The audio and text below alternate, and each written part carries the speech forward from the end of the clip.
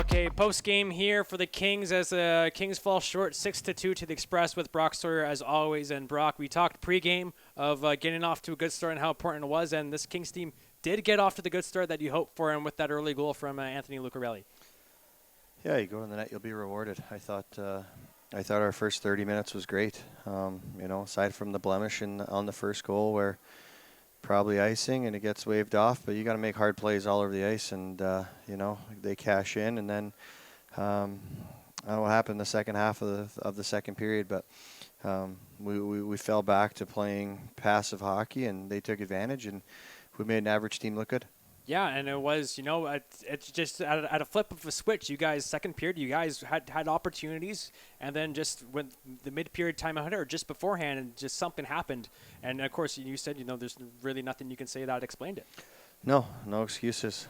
We took our foot off the gas. I thought we looked tired. We started prolonging our shifts.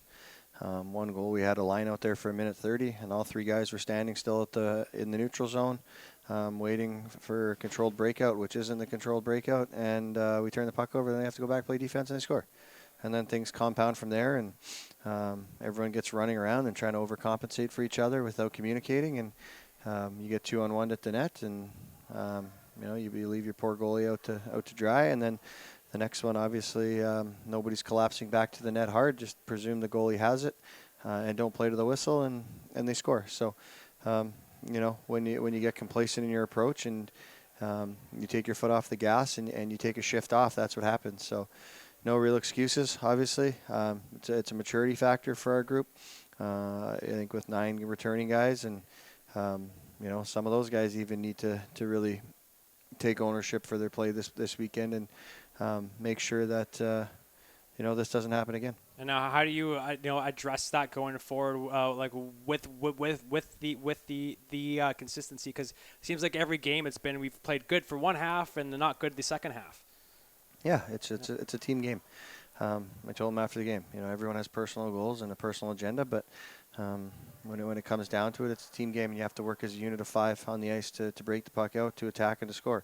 So everyone who wants to get points to get their scholarship, I get it. I was a player once too, and that didn't happen for me, but for other guys, they also want, college guys want guys who compete, and they want guys who win, and they want guys who know how to win and do the right things to win. So we just continue our development path here. It'll be a bit of a tougher week here, obviously, leading into a game on Saturday, and then tough stretch for us. I think we play 5 and 8, and a lot of miles to cover, but we'll learn, we'll get better, we'll go over it, and we'll have some hard compete practices this week. Not much more you can do other than really just focus on the details and push guys to get out of their comfort zone and try and push the complacency and the summer hockey out of them.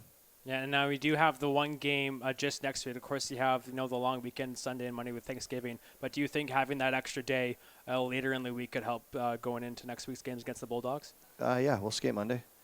Told the guys, we'll skate Monday. Sorry, it was on them really to take the second day off, but we'll take a day off midweek and we'll go hard Monday, and we'll address as a group and make a collective decision on what day we're going to take off. But we'll get after it, and we'll have 4 practices to prepare for an Alberni team who we've had success against. But obviously they're going to come in here and try to run us out of our own building.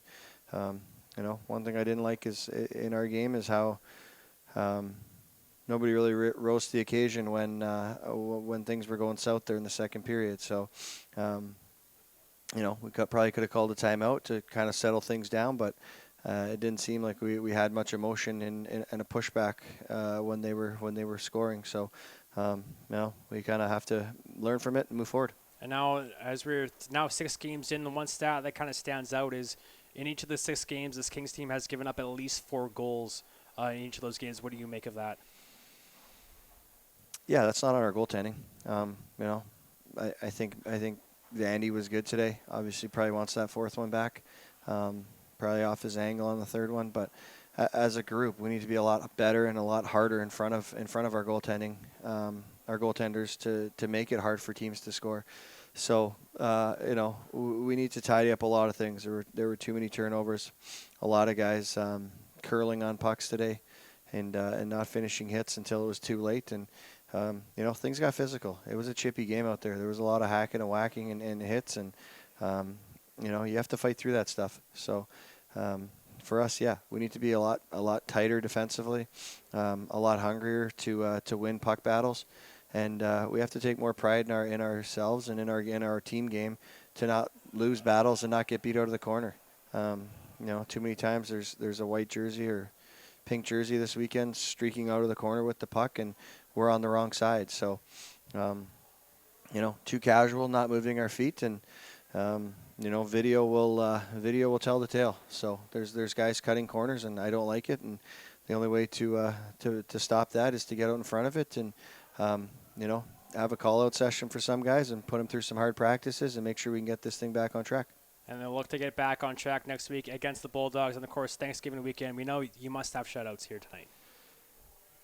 Yeah, obviously, it's Thanksgiving. Obviously, thankful for the opportunity to coach this team, and thankful my family back in Ontario has supported this long hockey dream of mine for many years, and to all of our fans and billet families and everyone, all the volunteers who do such a great job of making playing at the Hatt Park Arena so special every weekend when we get the opportunity.